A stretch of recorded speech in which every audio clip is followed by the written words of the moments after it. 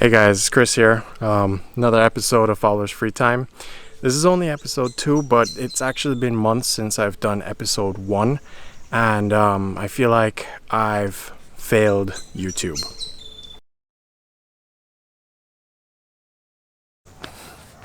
Hey, welcome to FowlersFreeTime. I'm your host, Chris Fowler.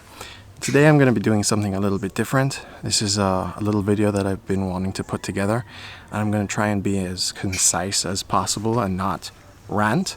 And I'm also going to try and do it in one take, which is something that I never do because I'm very bad in front of a camera and I usually splice together. So if I don't make it in one take, or if I start rambling, okay, I'll try and keep the splicing to minimal.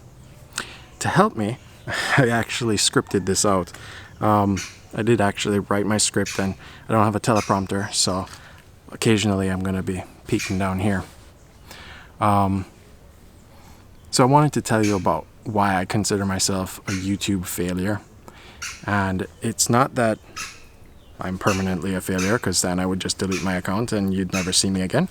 But I think maybe I experienced a bit of a failure to launch, and that seems to be easy with a lot of people.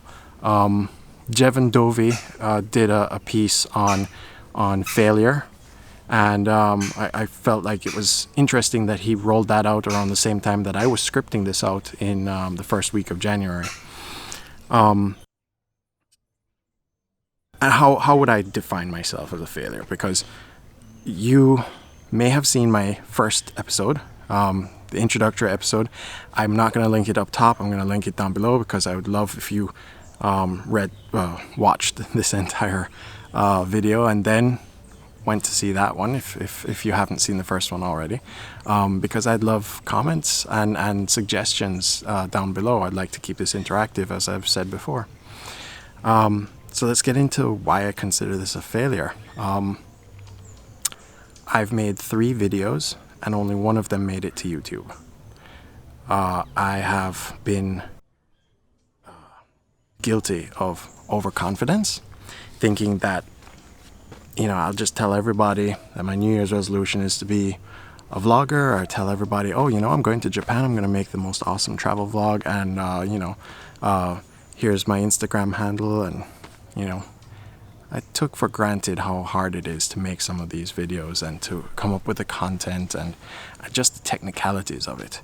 It's so easy to give into GAS, Gear Acquisition Syndrome, thinking that all you need is the right lens, the Peter McKinnon variable ND, the right Rode mic on your camera. Look, none of that matters if you are not constantly making content and practicing. And you can't just learn it from watching other YouTubers. You have to go out and do it. You don't need the fancy equipment to do it. You just need a phone or a GoPro. Used GoPros are selling for little or nothing.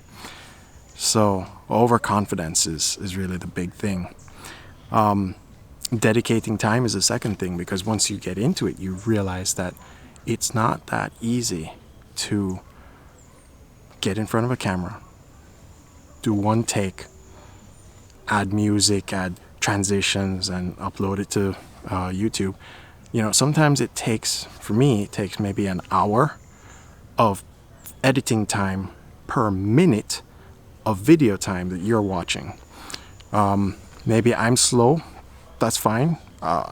I think it was Casey Neistat that said that you need to do 100 videos before you can make anything that you'd probably be proud of. So that's fine. I can't even say that I don't have enough time, because I, like you, am guilty of binge watching The Witcher and the new Picard series and all those wonderful things on Amazon Prime and YouTube, Netflix. You can find time. You can find an hour extra in each day to practice your craft if you're dedicated. It's something that I need to get into.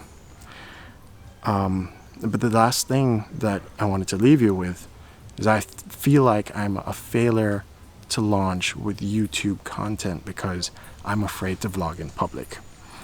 As it is, we're here in my parents' garden.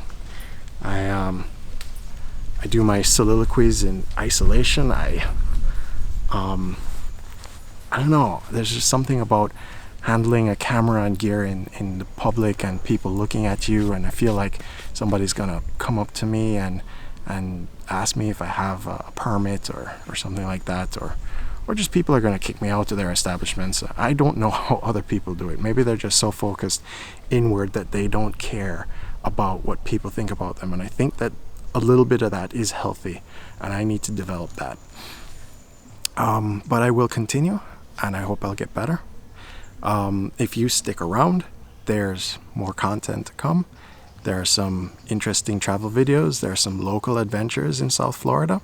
And I think I would like to do this not for money. You know, the economies of YouTube don't really lend themselves to making millions overnight.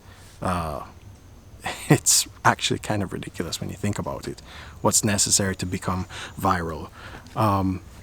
So yeah, I'm doing this for me, and I'm doing this to share with friends. And so if you like it, subscribe, and hit the notification bell for notifications.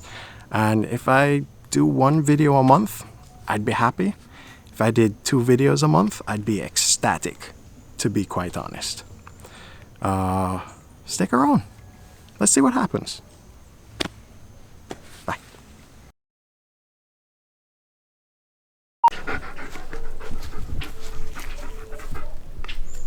You afraid of the vlogging camera?